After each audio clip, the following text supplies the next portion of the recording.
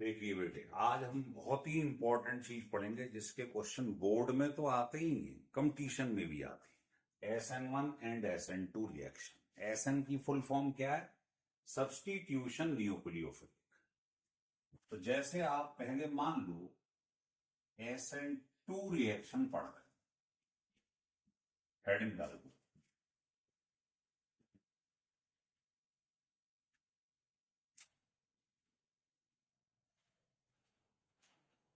तो SN2 reaction आप पढ़ रहे हैं, इसकी फुल फॉर्म है सब्स्टिट्यूशन न्यूक्लियोफिलिक। टू का मतलब है बाई मॉलिकुलर रिएक्शन।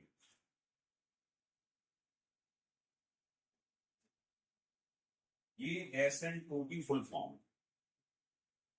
अब देखिए, इसकी मुख्य बात दी है पहले कि ये सिंगल स्टेप रिएक्शन हो।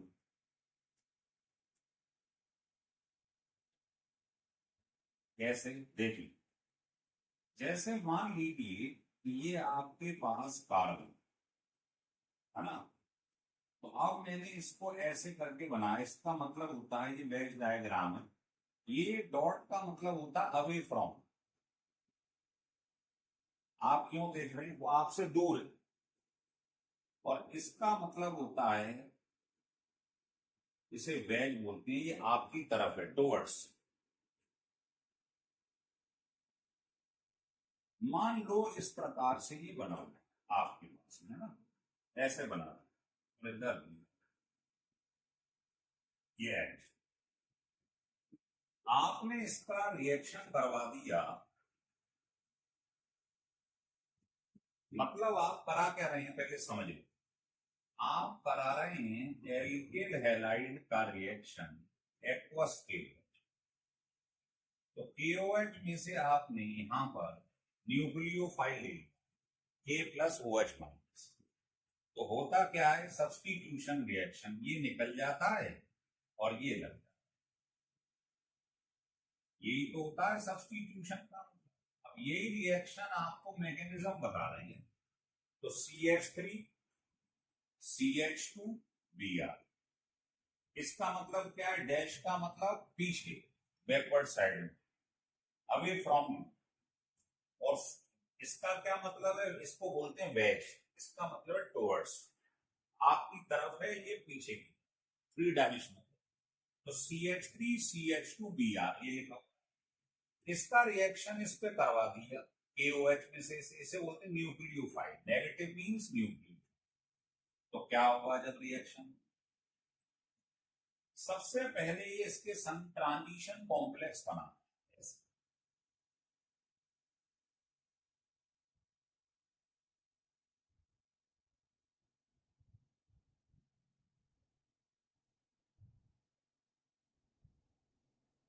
इस पे कैसा चार्ज है? नेगेटिव। इस पे भी कैसा है? नेगेटिव। इसको बोलते हैं डॉट डॉट को ट्रांजिशन कॉम्प्लेक्स।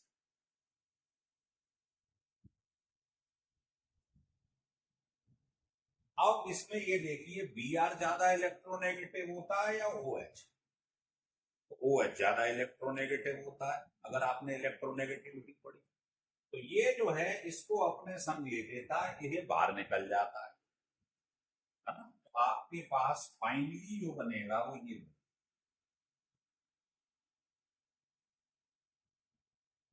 ये इधर आ जाता है, और ये डैश, ये दोनों उल्टा हो जाता है ना, क्योंकि Br तो निकल गया ये वाला हिस्सा, क्योंकि ये ज्यादा इलेक्ट्रोनेगेटिव है, तो ये इसको पकड़ा रखे, है ना। तो इसको पार्शियल दिया है, तो इसको भी दे सकते हैं आप पार्शियल, और तो ये इसके संग अटैच हो जाएगा, और बाहर क्या निकल जाएगा? Br, रिपल्शन की। तो कहने का मतलब ये है, यहां आपने देखा ये किस साइड में था, ये इस साइड में, है ना। या ऐसा कहे तो Br किस साइड में था? राइट हैंड साइड में। लेकिन जो OH लगा है वो किस तरफ लगा है? Left hand side. इसे बोलते हैं इन्वर्जन। मतलब चीज इनवर्स हो गई, उल्टी हो गई।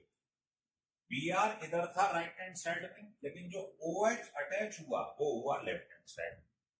लिख लो इन्वर्जन टेक्स। तो ध्यान रखना SN2 रिएक्शन में इन्वर्जन हो जाता है, चीज जो है पलट जाती है। लिख लिए। अब किसी ने कहा इसका रेट ली, तो रेट अगर काइनेटिक्स चैप्टर में पढ़ा हो किस पे डिपेंड करता है? रिएक्टेंट। एक रिएक्टेंट ये कौन है? एल्किल हैलाइड वन, और ये न्यूक्लियोफाइल है। इसके आगे भी वन है, इसके आगे भी वन है, पावर में। इसका मतलब इसका ऑर्डर सेकंड है, तो ये सेकंड ऑर्डर रिएक्शन। मतलब जो रेट होता है रिएक्शन की स्पीड होती है वो सबस्ट्रेट मतलब रिएक्टेंट और न्यूक्लियोफाइल दोनों की कंसंट्रेशन पे डिपेंड है। तो लिख लो rate for SN2 reaction depend on the concentration of alkyl halide and nucleophile, जिसका आपको OH कहते हैं, दोनों पर डिपेंड करता है।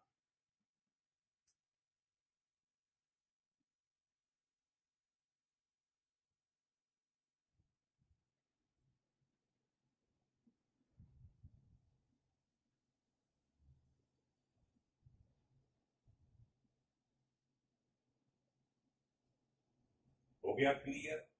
नेक्स्ट बात में अब जो सबसे इंपॉर्टेंट चीज है वो ये है कि जो ऑर्डर ऑफ रिएक्टिविटी होता है, इसी पे क्वेश्चन ज्यादातर पूछे जाते हैं SN2 के लिए। वो होता है प्राइमरी एल्किल हैलाइड, फिर सेकेंडरी, और फिर टर्सरी एल्किल। पहली बात।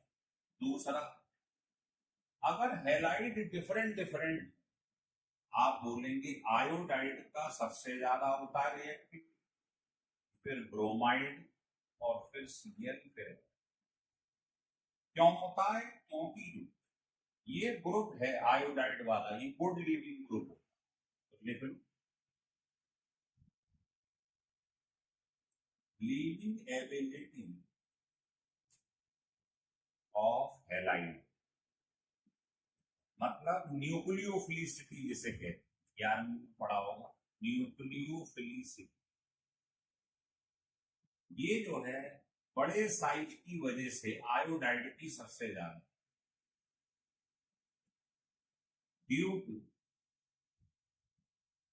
Large size. तो जिस न्यूक्लियोफाइल का नेगेटिव वाले का साइज बड़ा होता है उसकी रिएक्टिविटी ज्यादा होती है, इसमें ये वाला वर्ड।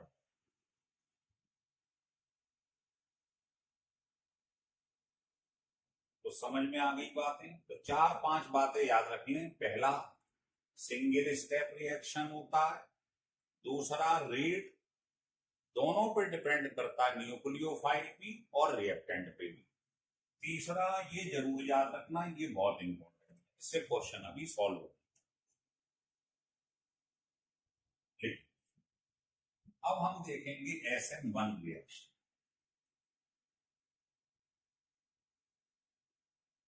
SN1 का मतलब है S means substitution, N nucleophilic, ये लिखा। 1 का मतलब होता है यूनिमोलिकुलर।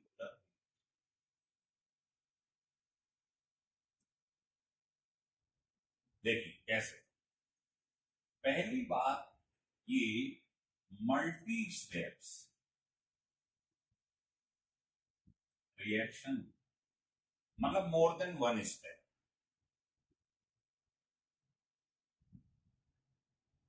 देखिए, जैसे पेपर में मुझे मान लो कोई ये कहे कि एल्किल हैलाइड का एक्वस KOH के रिएक्शन करा, अभी कराया था, क्या होगा? ये निकल जाएगा, ये जुड़ जाएगा। सब्स्टिट्यूशन का मतलब तो समझते हैं, है ना? गिवन एक चीज दीजिएगा, ये ले लेगा, ये निकल। अब ये रिएक्शन एक से ज्यादा स्टेप में अगर हो जाए तो समझ लेना SN1। कैसे? तो इसकी मैकेनिज्म दी। सबसे पहले होता क्या है, ये एल्किल हैलाइड ब्रेक कर जाता, इसको कहते हैं कार्बन के ऊपर पॉजिटिव है, इसे कार्बोकैटाइन। सेकंड स्टेप में यही कार्बोकैटाइन इस OH से रिएक्शन कर, तो दोनों ऐड हो जाएंगे। बताइए बन गया नहीं बन गया मिथनॉल? अब ध्यान रखिए ये दोनों अपोजिट चार्ज में रिएक्शन बहुत फास्ट होता है, ये मॉलिक्यूलर है, ये स्लो। तो जो रेट होता है, रिएक्शन की स्पीड होती है, आपने केमिकल काइनेटिक्स में पढ़ी है, वो कौन डिटरमाइन करता है? Slow step. ये नहीं करे तो आप जब रेट लिखोगे SN1 का, उसमें केवल बताओ स्लो वाले में रिएक्टेंट कौन है? केवल ये, बस इसी में डिपेंड करेगा।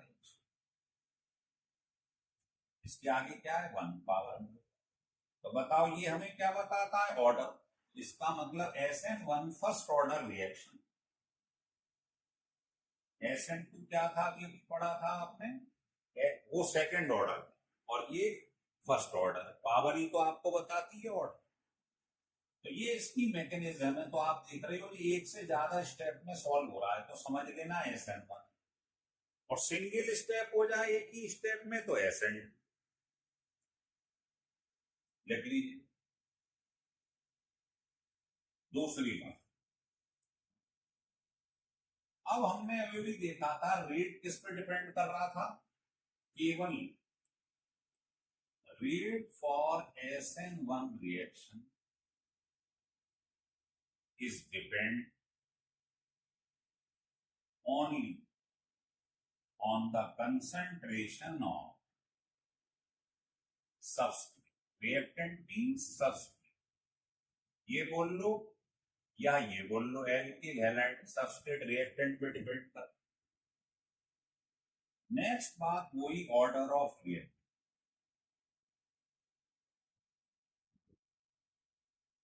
ऑर्डर ऑफ रिएक्टिविटी जो है SN1 का, उसका उल्टा कर दो SN2। इसमें टर्शरी सबसे ज्यादा और लास्ट में मिथाइल। ये है इंपॉर्टेंट। और दूसरा तो आपको मालूम ही है, वो सेम रहता है दोनों।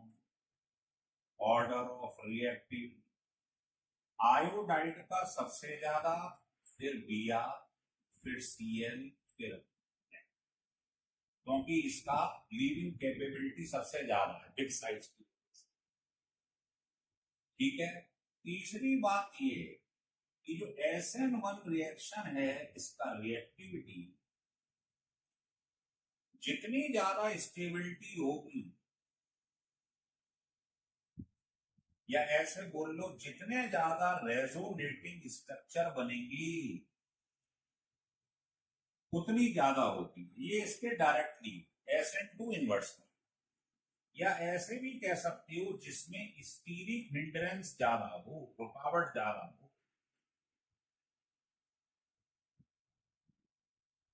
उसकी ये रिएक्टिविटी ज्यादा होती है SN1। तो ये सब चीज पलट जाएंगी SN2। अब आप खुद ही देख लो, ये टर्शरी, टर्शरी कार्बन का मतलब होता है 3 कार्बन से अटैच, इस पर है राइट। अब आप बताइए हिंड्रेंस किसमें ज्यादा है, खुद सोचिए। रुकावट किसमें ज्यादा आ रही है? इसमें बताइए इसमें क्राउडिंग कितनी ज्यादा, इधर से भी आदमी आ रहे हैं, इधर से भी आ रहे हैं, इधर से भी आ रहे हैं, इसमें दो ही तरफ से आ रहे हैं, क्राउडिंग इसमें ज्यादा, इसको कहते हैं हिंड्रेंस। तो जिसमें स्टेरिंग हिंड्रेंस ज्यादा होती है, आप समझ लीजिए उसका ज्यादा होता है क्या? Reactivity for SN1 reaction. इस पर ढेरों क्वेश्चन बन जाते हैं। देखिए कैसे बनते।